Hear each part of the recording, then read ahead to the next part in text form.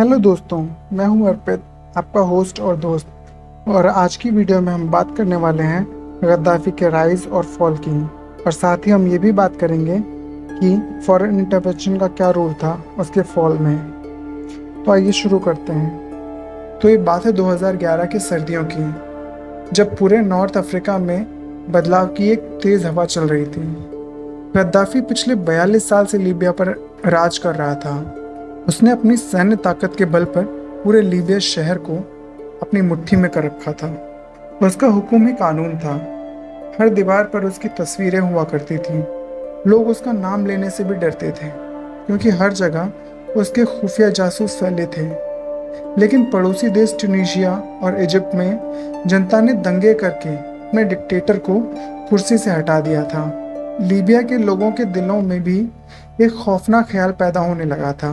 अगर वो कर सकते हैं तो हम क्यों नहीं कर सकते। 15 फरवरी 2011 को बेंगाजी शहर में ये चिंगारी आग बन गई थी। शुरुआत हुई एक ह्यूमन राइट लॉयर से, फताही तरबील की गिरफ्तारी से। गुस्से में भरे आम लोग पुलिस स्टेशन के बाहर जमा होने लगे थे और इंसाफ की मांग करने लगे थे। कुछ ही घंटों में हजारों की भीड़ वहां इकट्ठा हो गई। लोग आज़ादी की कमी, करप्शन और रोज रोज के डर से थक चुके थे। उन्होंने नारे लगाने शुरू कर दिए, जनता इस सरकार का खात्मा चाहती है। गद्दाफी को समझौता करना नहीं आता था। उसके लिए ये प्रोटेस्टर्स भोले भाले नागरिक नहीं थे, बल्कि गद्दार थे। उसने इस भीड़ को कुचलने के लिए अपनी सबसे खतरनाक एलीट आर्मी और विदेशी मर्सनरीज भेज दिए थे।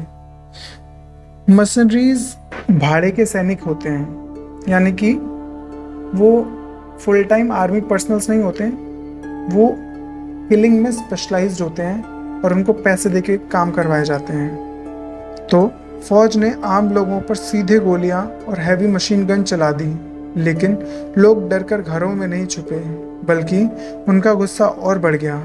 सड़कों पर बहते खून ने एक पीसफुल प्रोटेस्ट को एक हथियारबंद क्रांति में बदल दिया था। आम लोग जैसे टीचर्स, इंजीनियर्स, स्टूडेंट्स ने भागते हुए सैनिकों के छोड़े हुए हथियार उठा लिए। उन्होंने मिलकर एक ग्रुप बनाया, जिसे नेशनल ट्रांजिशनल काउंसिल कहा गया। बेंगाजी को गद्दाफी से आज़ाद ऐलान कर दिया गया और क्रांतिकारियों का झंडा लहरा दिया गया। इस बात से बौखलाकर गद्दाफी टीवी पर आया। एक टूटे फूटे पुराने महल में बैठकर उसने कैमरा के सामने अपना मुक्का हिलाया। उसने रिबल्स को चूहे और कॉकरोच कहा। उसने अपनी फौज को एक खौफनाक आदेश भी दिया था, और वो ये था कि बेंगाजी की तरफ बढ़ो और पूरे देश को साफ कर दो, इंच बाय इंच, घर पर घर, गली बाय गली। यानी कि उसने सीधा आदेश दिया कि जो भी सिविलियन तुम्हें दिख जाए उसको साफ कर दो, चाहे वो घर में छुपा हो, चाहे वो नाली में ही क्यों ना घुसा हो, वो अपनी ज़िंदगी, अपने बच्चों को, अपनी बीवियों को बचा रहा हो, इट डजेंट मैटर। उनको देखो और गोली से मार दो। लीबिया का खूनी सिविल वॉर अब पूरी तरह शुरू हो चुका था। ह्यूमन राइट वॉयलेशंस को देख के फिर नेटो भी हरकत में आया था। नेटो, जिनको नहीं पता, इसका फुल फॉर्म होता है नॉर्थ अटलांटिक ट्रीटी ऑर्गेनाइजेशन। ये एक तरह का इंटरनेशनल मिलिट्री अलायंस है जो कि 1949 में हुआ था, और ये कलेक्टिव सिक्योरिटी प्रोवाइड करने की बात करता है। यानी कि अगर किसी एक देश पर हमला होगा तो वो बाकी सब पर हमला माना जाएगा। तो मुझे नहीं पता कि नेटो यहाँ पे कैसे एक्टिवेट हुआ, जबकि ये सब गृह युद्ध की बात हो रही थी, यानी कि इंटरनल अफेयर था किसी कंट्री का, बट नेटो एक्टिवेट हुआ। गद्दाफी की फौज टैंक और भारी तोपखाना लेकर बेंगाजी की तरफ तेजी से बढ़ रही थी। उनका मकसद साफ था, हर उस शख्स को ख़त्म करना जो सरकार के खिलाफ खड़ा हुआ था। बेंगाजी के लोगों के पास सिर्फ आम हथियार थे, और ऐसा लग रहा था कि एक भयानक कत्लेआम होने वाला है। दुनिया भर में लोग लीबिया से आने वाली तस्वीरें देखकर सहम चुके थे। इस मुश्किल घड़ी में मार्च 2011 को यूनाइटेड नेशन ने एक बड़ा फैसला लिया। उन्होंने रेजोल्यूशन 1973 पास किया, जिसका मतलब था कि लीबिया के आसमान में किसी भी जंगी जहाज के उड़ने पर रोक लगा दी गई, ताकि गद्दाफी अपनी ही जनता पर बॉम्ब ना गिरा सके। इसके तुरंत बाद अमेरिका, ब्रिटेन और फ्रांस की अगुवाई में नेटो, जिसका फुल फॉर्म था नॉर्थ अटलांटिक ट्रीटी ऑर्गेनाइजेशन, ने इस जंग में कदम रखा। 19 मार्च 2011 को पहली बार नेटो के फाइटर जेट्स ने लीबिया के आसमान को घेर लिया था। उन्होंने गद्दाफी के एयर डिफेंस सिस्टम्स, टैंकों और फौजी ठिकानों पर ऊपर से तबाह कर देने वाले बमबारी शुरू कर दी। गद्दाफी, जो कल तक आसमान का राजा बना बैठा था, अब अपने ही महल में छुपने पर मजबूर हो गया था। नेटो के इस एक्शन ने पूरी वॉर का रुख ही बदल दिया था। जहां एक तरफ नेटो आसमान से गद्दाफी की ताकत को कमजोर कर रही थी, वहां जमीन पर रिबेल्स का हौसला बुलंद हो गया। उन्हें नेटो से वेपन और खुफिया जानकारी मिलने लगी। कुछ ही महीनों में जून 2011 को इंटरनेशनल क्रिमिनल कोर्ट ने गद्दाफी और उसके बेटे सैफ अल इस्लाम और उसकी इंटेलिजेंस चीफ के खिलाफ अरेस्ट वारंट जारी कर दिया। उन्हें क्राइम अगेंस्ट ह्यूमैनिटी का दोषी ठहराया गया, यानी कि इंसानियत के खिलाफ जुर्म। गद्दाफी अब कमज़ोर पड़ रहा था, लेकिन उसका घमंड अब भी बरकरार था। वो चुपचाप कर ऑडियो मैसेज भेजता रहा, पर ज़मीन पर उसके पैर उखड़ चुके थे। क्रांतिकारी अब लीबिया की राजधानी त्रिपोली की तरफ बढ़ने के लिए बिल्कुल तैयार थे। अगस्त 2011 का महीना आ चुका था। लीबिया की तपती हुई गर्मी में अब जंग का सबसे बड़ा फैसला होने वाला था। नेटो के लगातार एयर स्ट्राइक्स ने गद्दाफी की आर्मी की कमर तोड़ दी थी। क्रांतिकारियों ने भी अब चारों तरफ से लीबिया की राजधानी त्रिपोली को घेर लिया था। त्रिपोली गद्दाफी का सबसे बड़ा गढ़ था, जहां उसने अपनी सबसे लॉयल और एडवांस मिलिट्री तैनात कर रखी थी। 20 अगस्त को त्रिपोली के अंदर ही अंदर छुपकर बैठे रिबेल सपोर्टर्स ने एक खुफिया सिग्नल मिलते ही विरोध शुरू कर दिया। शहर के अंदर ही मस्जिदों से लाउडस्पीकर पर अल्लाह अकबर के नारे गूंजने लगे। ये इस बात का इशारा था कि आखिरी जंग शुरू हो चुकी है। बाहर से हजारों आर्म्ड रिबेल्स गाड़ियों पर सवार होकर त्रिपोली के अंदर घुस गए। गद्दाफी के सैनिक या तो हथियार डालकर भाग रहे थे या फिर आम जनता के गुस्से का शिकार हो रहे थे। दुनिया की नज़रें अब बब अल अज़िया पर थी। ये कोई आम जगह नहीं थी, बल्कि 6 स्क्वायर किलोमीटर में फैला गद्दाफी का एक बेहद मजबूत, बुलेट प्रूफ और दीवारों से घिरा फोर्टिफाइड कंपाउंड था। ये वही जगह थी जहां से गद्दाफी ने 42 साल तक राज किया था। लोग सोचते थे कि इस किले को तोड़ना नामुमकिन है, लेकिन 23 अगस्त 2011 को नेटो के भारी बमबारी के बाद रिबेल्स ने बब अल अज़िया के मेन गेट को तोड़ दिया और अंदर घुस गए। पूरे कंपाउंड में घमासान फायरिंग हुई। जब क्रांतिकारी गद्दाफी के महल के अंदर पहुंचे तो उन्हें पता चला कि गद्दाफी वहां से भाग चुका था। वो अपने पीछे अपने सुनहरी पिस्टल, ऐशो आराश का सामान और अपनी आलीशान जिंदगी की निशानियां छोड़ गया था। गुस्से और खुशी से भरी भीड़ ने गद्दाफी के बड़े सुनहरे हाथ, golden hand crushing US fighter jet के स्टैचू को रस्सी से बांधकर गिरा दिया। लोग उसके चेहरे की तस्वीरों को जूते से मार रहे थे। त्रिपोली अब पूरी तरह आज़ाद हो चुका था और नेशनल ट्रांजिशन काउंसिल ने खुद को देश का नया हुक्मरान ऐलान कर दिया। गद्दाफी अब एक राजा नहीं, बल्कि एक भगोड़ा बन चुका था, जो अपनी जान बचाने के लिए लीबिया के रेगिस्तान में भटक रहा था।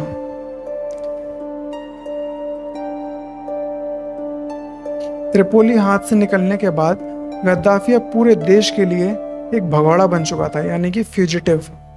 सितंबर 2011 तक लीबिया के लगभग सभी बड़े शहरों पर क्रांतिकारियों का कब्जा हो गया, लेकिन एक शहर अब भी बचा था, सिरते। यह समुंदर के किनारे बसा एक छोटा शहर था और सबसे बड़ी बात, यह गद्दाफी का अपना जन्म स्थान था। सिरते के लोग और वहां मौजूद गद्दाफी के कबीले गद्दाफी के प्रति बेहद वफादार थे। गद्दाफी ने अपने बचे कुचे सबसे खतरनाक सैनिकों और अपने मुतासिम के साथ सिरते में आखिरी पनाह ली थी। उसने सोचा था कि ये शहर उसके लिए सबसे सेफ किला साबित होगा। एनटीसी के हजारों फाइटर्स ने सिरते को चारों तरफ से घेर लिया। शुरू हुई एक ऐसी भयानक जंग जो लगभग एक महीने तक चली। सिरते का एक एक घर, एक एक दीवार जंग का मैदान बन गई थी। क्रांतिकारी आगे बढ़ने की कोशिश करते तो गद्दाफी के स्नाइपर्स उन पर बिल्डिंगों की छतों से गोलियां बरसा देते। शहर में पानी, बिजली और खाने पीने की चीजें खत्म हो चुकी थी, पर गद्दाफी ने सरेंडर करने से साफ मना कर दिया।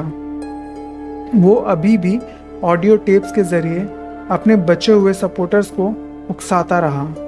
अक्टूबर के तीसरे हफ्ते तक सिरते पूरी तरह तबाह हो चुका था। क्रांतिकारियों ने गद्दाफी के लॉयलिस्ट को एक छोटे से इलाके डिस्ट्रिक्ट नंबर 2 में समेट दिया था। गद्दाफी को समझ आ गया कि अब यहाँ रुकना मौत को बुलावा देना है। फिर 20 अक्टूबर 2011 की सुबह लगभग 8:30 बजे गद्दाफी ने एक आखिरी और आत्मघाती फैसला लिया। उसने अपने बचे हुए 50 से 60 गाड़ियों के आर्म कॉन्वॉय के साथ सिरते से निकलकर रेगिस्तान की तरफ भागने का प्लान बनाया। वो सोच रहा था कि वो निकल जाएगा, लेकिन आसमान में बैठी मौत उस पर नजर रख रही थी।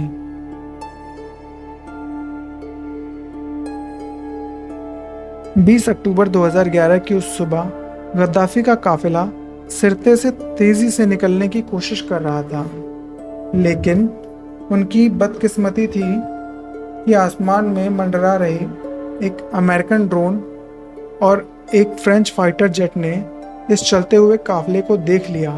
नेटो के जहाज़ों ने बिना वक्त गवाए काफिले पर जोरदार बमबारी कर दी। एक के बाद एक गाड़ियां धूमधाम से फटने लगी।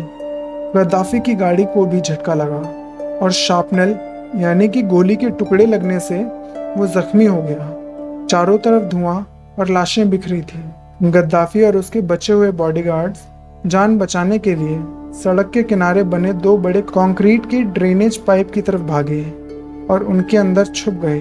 कुछ ही देर में मिसराता शहर के गुस्से से भरे क्रांतिकारी वहां पहुंच गए।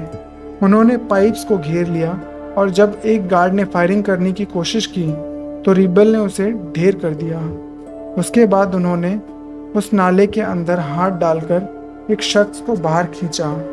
ये वही शख्स था जो कभी सोने के महल में रहता था, गद्दाफी।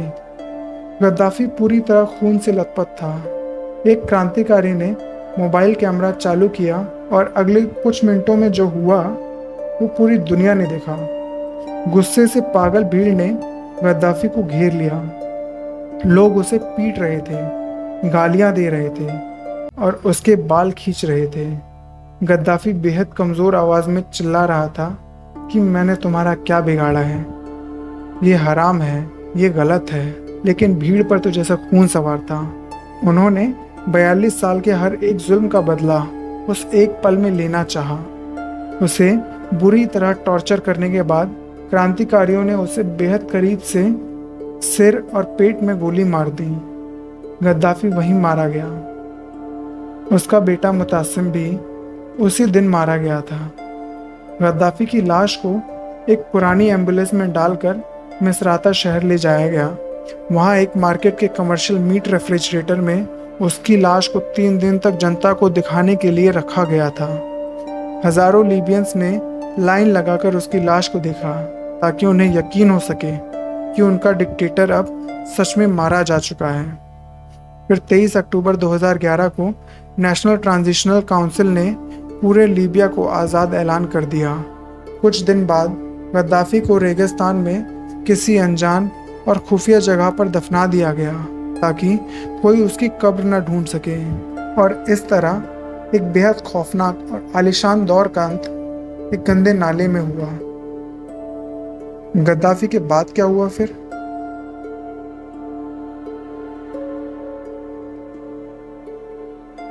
गद्दाफी की मौत के बाद लीबिया की सड़कों पर खुशी का माहौल था।